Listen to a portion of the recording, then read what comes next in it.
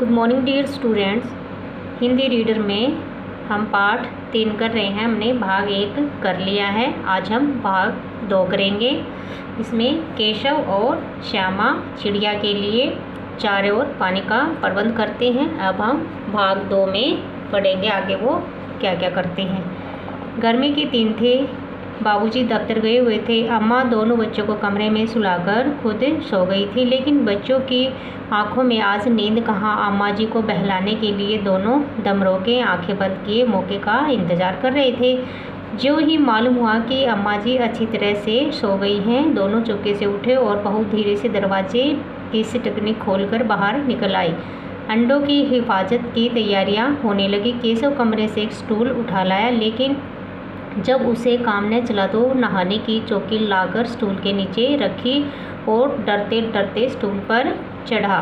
श्यामा दोनों हाथों से स्टूल पकड़े हुए थी, जैसे कि इस चित्र में दिखाया गया है। स्टूल चारों टांगे बराबर न होने के कारण जिस तरह ज़्यादा दबाव पाता था, जरा सा हिल जाता था, उस वक्त केशव को कितनी तकलीफ उठानी पड़ती थी यह उसी का दिल जानता था। दोनों हाथों से कार्निस पकड़ लेता और श्यामा को दबी आवाज़ से डांटता, अच्छी तरह पकड़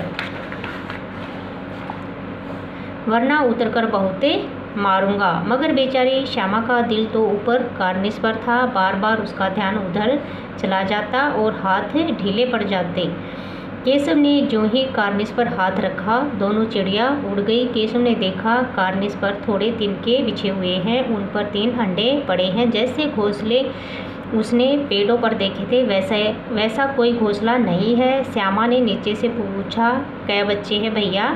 तो श्यामा भी उतावली हो रही थी कि ऊपर क्या है, कितने बच्चे हैं? केशव 3 अंडे हैं, अभी बच्चे नहीं निकले। श्यामा, जरा हमें दिखा दो भैया कितने बड़े हैं। केशव, दिखा दूंगा, पहले जरा चिथड़े ले आ। चिथड़े फटे पुराने कपड़े नीचे बिछा दूं, बेचारे अंडे तिनकों पर पड़े। श्यामा दौड़कर अपनी पुरानी धोती फाड़कर एक टुकड़ा लाई। केशव ने झुककर कपड़ा ले लिया। उसकी कई तय करके उसने एक गद्दी बनाई और उसे तिनकों पर बिछाकर तीनों अंडे धीरे से उस पर रख दिए। श्यामा ने फिर कहा, हमको भी दिखा दो भैया। केशव, दिखा दूंगा, पहले जरा वह टोकरी तो दे दो, ऊपर छाया कर दूं। श्यामा ने टोकरी नीचे से थमा दी और बोली, अब तुम उतर जाओ, मैं भी तो देखूं। केशव ने टोकरी को एक टहनी से टिकाकर कहा, जा दाना और पानी की प्याली ले आ, मैं उतर जाऊं तो तुझे दिखा दूंगा। श्यामा प्याली और चावल भी लाई। केशव ने टोकरी के नीचे दोनों चीज़ें रख दी और आहिस्ता से उतर आया। आहिस्ता, धीरे से या धीरे धीरे? श्यामा ने गिड़गिड़ाकर कहा, अब हमको भी चढ़ा दो भैया। केशव, तू गिर पड़ेगी। श्यामा, न गिरूंगी भैया, तुम नीचे से पकड़े रहना। केशव, न भैया, कहीं तू गिरा पड़ी तो अम्मा जी मेरी चटनी ही कर डालेंगी, यानी कि बहुत पिटाई करेंगी, कहेंगी कि तूने ही चढ़ाया था, क्या करेगी देखकर। अब अंडे बड़े आराम से हैं, जब बच्चे निकलेंगे तो उनको पालेंगे।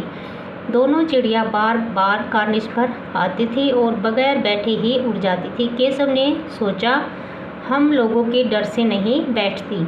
स्टूल उठाकर कमरे में रखाया, चौकी जहाँ की थी वहाँ रख दी। श्यामा ने आंखों में आंसू भरकर कहा, तुमने मुझे नहीं दिखाया, मैं अम्मा जी से कह दूंगी। यानी कि उसे बड़ा चाव था देखने का, लेकिन उसके भैया ने उसे नहीं दिखाया तो वह नाराज़ हो जाती है। केशव, अम्मा जी से कहेगी तो बहुत मारूंगा, कह देता हूँ। श्यामा, तो तुमने मुझे दिखाया क्यों नहीं? केशव, और गिर पड़ती तो 4 सर न हो जाते? श्यामा, हो जाते, देख लेना, मैं कह दूंगी।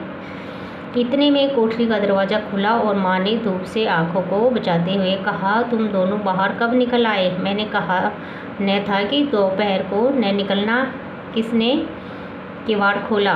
किवाड़ केशव ने खोला था, लेकिन श्यामा ने माँ से यह बात नहीं कही। उससे डर लगा कि भैया पिट जाएंगे। केशव दिल में काँप रहा था कि कहीं श्यामा कह ना दे अंडे न दिखाए थे।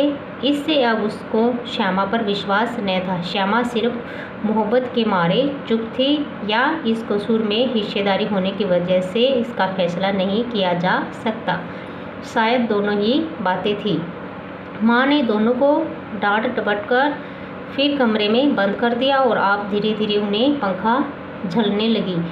अब सिर्फ 2 बजे थे, बाहर तेज लू चल रही थी। अब दोनों बच्चों को नींद आ गई थी। तो प्यारे बच्चों, भाग 2 अच्छे से पढ़ना है और इसको समझना है। भाग 3 हम आगे करेंगे। Thank you.